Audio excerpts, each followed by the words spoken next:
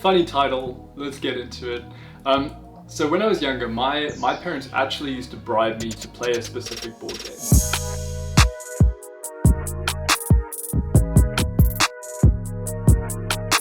This board game is called Cash Flow. It's by a guy called Robert Kiyosaki. He came up with the book Rich Dad, Poor Dad, I should say. And it's one of the best financial books / business books you can read to understand the concept of what he's trying to get across. When I was growing up, my dad used to pay me to play this game with him. And as a kid, like, money is something you can't access yourself, and so to have an opportunity where I can earn money from playing a board game was awesome. My dad did this because he understood what this book was telling him, and I think he was trying to pass that on to me, and so he would bribe me effectively because as a kid, you want to go play video games, do all that other stuff, you aren't interested in learning, but having a financial incentive helped. The first thing that it actually taught me is to see everything as either an asset or a liability. For some people, you may not know what that is, so I'll explain that to you. An asset is something that ultimately puts money in your pocket. A liability is something that takes your money out of your pocket. So for instance, having a car could be considered both, so I'll explain. A car could be an asset because when you sell it, you can earn money from it. If you're a taxi driver, it's the means to make money, so that could be considered an asset. Liability would be, it breaks down, it needs its MOT, it needs its road tax, it needs all that kind of stuff. It can be considered both, but what this book really taught me is that unless monthly it's putting money in your pocket, consider it a liability. Do you know that guy who like buys some random piece of tech or that random equipment and goes, no, it's an investment, I'll be able to sell this later. And we all know with technology and cars and toys that they just go down in value. It really clarified my thinking as a kid in terms of what is going to make money and what isn't. And not that I consciously thought this, it's just from playing the game, that's what you learn, is that if you're going to buy a house, you got to pay rent, you got to pay expenses, you got to pay taxes, all that kind of stuff. Owning a house, as much as people say it's an asset, it's really not on a month-to-month basis. Yeah, when you sell it, you might make some money, but every day, it's awful for you. The thing that the book really focused on is that cash flow is king. Now, cash flow is basically the amount of money coming in versus the amount of money going out. So if you're a positive cash flow, you're making money. If you're a negative cash flow, you're losing money. And the whole thing about this game was to limit expenses as much as possible to maximize the cash flow. Because with cash, you can buy assets. With assets, you can earn income. And with income, you increase your cash flow. And then it snowballs. And the more cash flow you have, the more income you can buy, the more investments you can buy, the more businesses you can own, etc. Owning something is less important than having cash flow. For our society that is so materialistic, it really set me up on the right path in terms of looking at everything. Does it fit in this box? Does it fit in that box? I had a friend who went and bought a watch. And I looked at this watch and I went, I don't want it. I didn't express this to this friend, obviously he was very excited, but I looked at it and I went, you know what, that is not gonna make any money. And it's not gonna be worth more money than what it is now. You could have put that money somewhere else and had a positive cash flow, but instead you've dumped it in this, and now your money's stuck. It takes away all the marketing BS that is out there about, this and that and all the rest of it.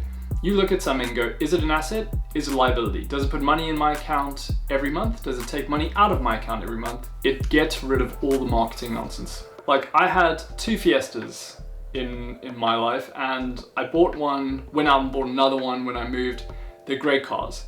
They're cheap to run, they're efficient, they are simple, the parts are cheap. Not the best car, but does everything relatively well. And the reason I love that car is because of this board game. It doesn't cost a lot to run, it limits my liability because it's not an expensive car to buy and it's not an expensive car to run. I just understood that if I keep this low, I keep my cash flow negative, the bit coming out every month as small as possible, I can maximize my cash flow and actually buy the things that I need to buy. The other thing I learned playing this game is that unless something changes, you are stuck. We played, the first time I played this game, I can remember kind of going round and round in circles, in the sense of the whole premise of the game is that you start getting a monthly income and you go around the circle, which is the rat race effectively. So every couple of turns you get paid if you cross a certain point, kind of like Monopoly. Initially, I was just buying cool stuff.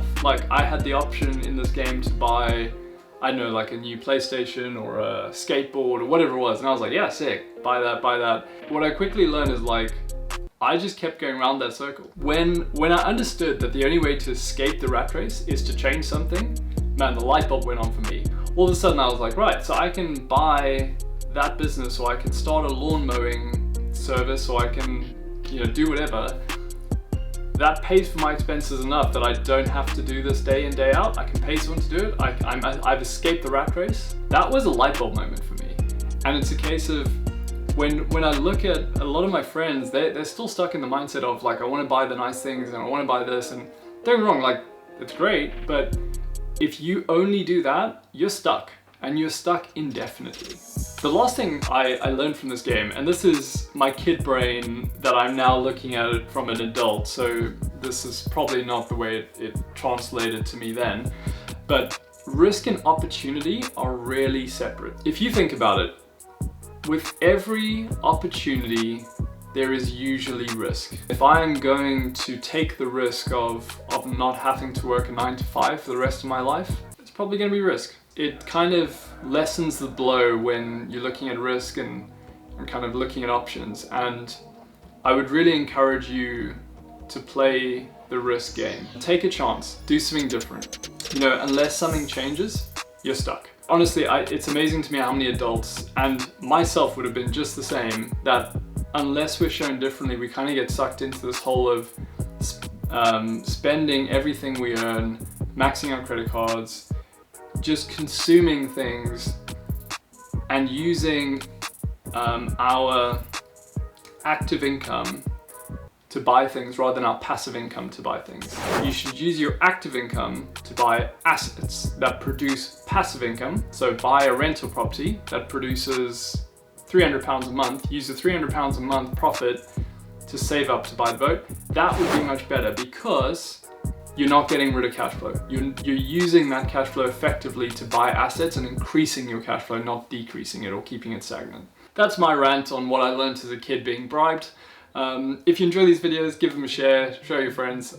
We make them to kind of help business owners and people interested in this sort of stuff because we're a marketing agency and a lot of our clients struggle with the same things.